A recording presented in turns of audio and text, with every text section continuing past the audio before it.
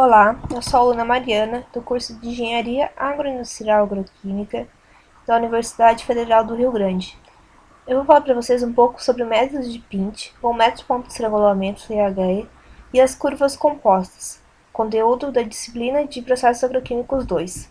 O objetivo deste método é realizar a integração energética, onde é calculada a quantidade de calor que poderá ser recuperada no processo, respeitando as limitações termodinâmicas do mesmo, e assim pode reduzir ao máximo custos com utilidades quentes e frias. A resolução deste método é feita em etapas. A primeira é listar as correntes e as respectivas informações. Após, construir o diagrama de intervalo de temperatura, construir o diagrama cascata, construir o diagrama cascata acumulada, achar o pint, construir as redes usando as regras, construir o gráfico de curvas compostas e, por último, construir a rede de trocador de sinal. Então, eu vou utilizar como exemplo o exercício deste livro. Então, a gente vai listar primeiro as correntes. A gente vai falar o tipo, o MCP, a temperatura de entrada e a temperatura de saída de cada corrente. Por exemplo, a corrente 1. Ela é do tipo quente, tem MCP 4, temperatura de entrada de 500 graus Fahrenheit e temperatura de saída de 360 graus Fahrenheit. E assim a gente vai fazer para as outras correntes. Após, nós vamos fazer o diagrama de temperatura. Então, vocês podem observar que do lado esquerdo nós temos uma coluna com as temperaturas quentes, e do lado direito nós temos uma coluna com as temperaturas frias. Há uma diferença de temperatura porque deve-se respeitar o ΔT mínimo, que é de 20 neste exercício, pode ser outro ΔT mínimo também. Então, as correntes 1 e 2 a gente vai fazer conforme as temperaturas quentes, e as correntes 3 e 4 conforme as temperaturas frias. A corrente 1, ela começa em 500 e termina em 360. A corrente 2, ela começa em 430 e termina em 340. A corrente 3, ela começa em 370 e termina em 490. E a corrente 4, ela começa em 350 e termina em 440. Então agora nós vamos fazer os intervalos de temperatura. Os intervalos, eles começam onde começa ou termina uma corrente e terminam onde começa ou termina uma corrente também. Por exemplo, o nosso primeiro intervalo, ele começa onde termina a corrente 3 e termina onde começa a corrente 1. Assim, nós vamos fazer até o final do diagrama, achando nesse exercício 7 intervalos. Agora, nós vamos fazer o MCP ΔT quente e frio de cada intervalo. O primeiro intervalo não tem corrente quente, então o MCP ΔT quente deste intervalo é 0. E no primeiro intervalo a gente tem a corrente 3 que é fria, então, portanto, o MCP dela é 3, o ΔT deste intervalo é 10. O MCP ΔT frio deste intervalo vai ser 30. Então, o Q menos F deste intervalo vai ser menos 30. E assim por diante.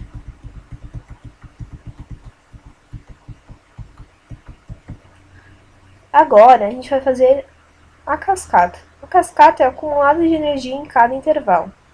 O primeiro intervalo ele vai ter menos 30 acumulado. Agora, a gente vai pegar o menos 30 e somar com o próximo intervalo, que vai ser de 40. E vamos ter um acumulado de 10 no segundo intervalo. E assim por diante. Então, após fazer a cascata acumulada, a gente vai pegar o maior número negativo, que nesse caso é o menos 80, e adicionar a cascata no início. Por que a gente pega esse 80? Que é a energia que deve ser adicionada ao processo.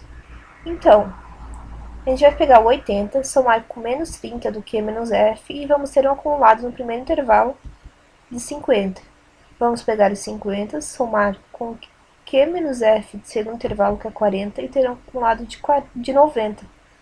E assim por diante. Assim a gente consegue achar o pint. Aquele 80 que a gente adicionou no começo, ele vai ser a utilidade quente que a gente vai utilizar no processo. E o 280 que sobrou no final, ele vai ser a utilidade fria que a gente vai utilizar no processo. O pint, ele separa o diagrama em duas partes. As correntes acima do pint não pode trocar calor com as correntes abaixo. Então, nós vamos ter que calcular os trocadores para cima e abaixo do pint. Os trocadores acima do pint, a corrente 1, por exemplo, ela vai ter um calor de 280, pois ela tem uma diferença de 500 menos 430, que vai dar 70, acima do pint, vezes o 4, que é o MCP dela, vai ter o 280 de calor. A corrente 2 ela não está presente acima do pint, então ela vai ter o calor de zero.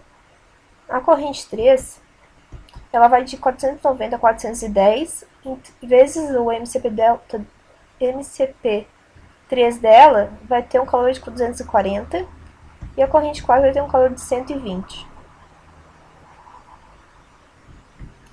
Então, para fazer a rede de trocadores acima do pint, a gente vai ter que seguir algumas regras. A primeira é que deve-se começar o projeto com correntes que partem do intervalo onde se encontra o pint.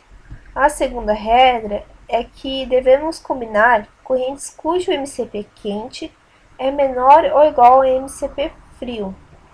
E a terceira regra, que é para correntes mais afastadas do pint, é que as regras não são tão rígidas, porém algumas limitações devem ser consideradas. O ΔT mínimo deve ser respeitado, o número mínimo de trocadores acima do pint deve ser respeitado, e se existir múltiplas utilidades, deve ser usada com menor entalpia. Então, agora a gente vai ver quais as possibilidades.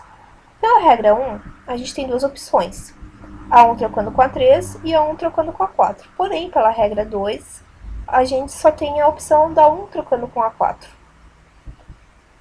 Então, a 1 vai passar 120 de calor para a 4 e vai esgotar a 4. Agora, sobre os 160 da corrente 1, a gente pode passar para 3. Porém, vai violar a segunda regra do MCP, pois o MCP da corrente 3, que é fria, é menor que da quente, então vamos ter que verificar a terceira regra. Para verificar a terceira regra, a gente deve fazer os gráficos, utilizando as temperaturas iniciais e finais de cada corrente e verificar se o ΔT mínimo é respeitado, como eu falei lá nas regras. Então, para o gráfico paralelo, a gente vai começar utilizando a temperatura inicial da corrente 1, que é 500, que vai até 460. E a temperatura da corrente 3 inicial, que é 410, até a temperatura final dela, que é 463,3. Podemos ver que a diferença entre as temperaturas iniciais dá bem maior que o ΔT mínimo, que é 20. Porém, as temperaturas iniciais dela vai dar um ΔT de menos 3,3, que é a corrente quente menos a fria. Então, não vai respeitar o ΔT mínimo. Fazendo o gráfico de contracorrente, a gente vai ter que colocar a temperatura inicial da corrente 1, 500, até 460. E começar a corrente 3 com a temperatura final dela, que é 463,3, até o 410. Então, a gente vai pegar a temperatura inicial da quente menos a temperatura final da fria e vai ter um ΔT mínimo maior que 20, neste caso. Já pegando a corrente 1, que tem a temperatura final de 460 menos a temperatura inicial da corrente 3, que é de 410, a gente também vai ter um ΔT maior que 20. Então, portanto, esse gráfico respeita o ΔT mínimo de 20 graus e podemos trocar a corrente calor entre a corrente 1 e 3. Então, a gente vai trocar o calor da corrente 1 com a 3, que é o 160, que sobrou da corrente 1 anteriormente, e a corrente 1 vai ser esgotada. Então, vai sobrar a corrente 3 vai precisar de calor ainda. Então, nós vamos utilizar a utilidade quente de 80. E assim, a corrente 3 vai ser esgotada também. Agora, nós vamos fazer a síntese, calcular as temperaturas após as correntes trocarem calor. Então, a corrente 1 vai doar para a corrente 4 e vai ficar com uma temperatura final de 460 graus Fahrenheit. Depois, ela vai doar para a corrente 3 e vai chegar a temperatura de 500 graus Fahrenheit. A corrente 3 vai receber da 1, como eu falei anteriormente, vai ficar com uma temperatura final de 463,3 graus Fahrenheit. E vai ser utilizada uma utilidade de 80, como eu falei também. Então, vocês podem observar que a corrente 4 vai ser esgotada. Ela vai de 410 até o 440, que é a sua temperatura final. Então, o nosso diagrama vai ficar assim.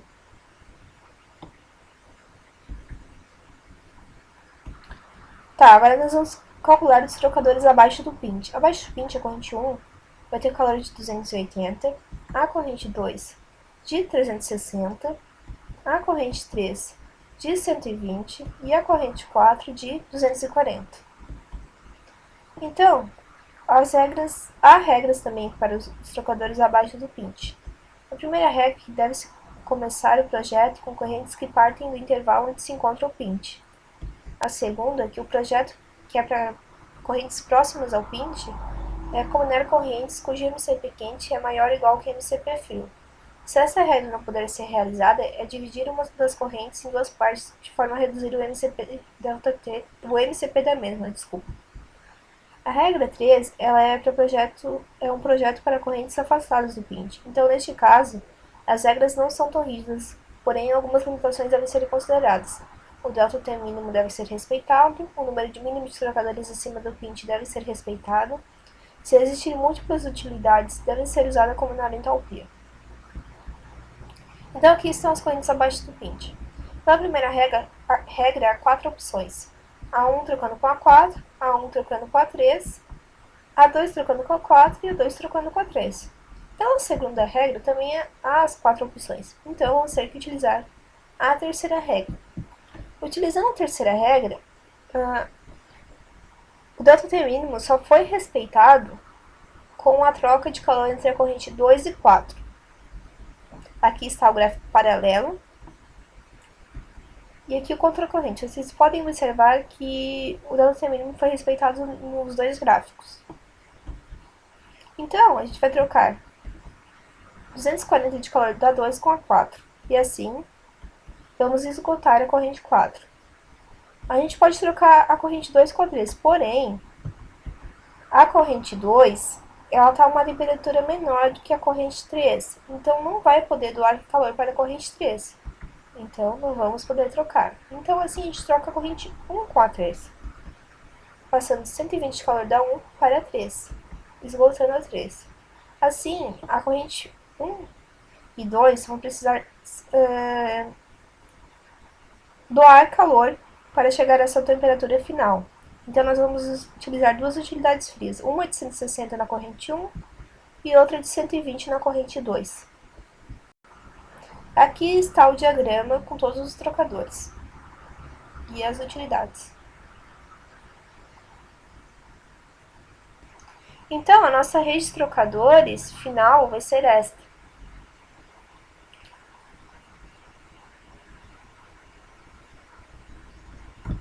Obrigado.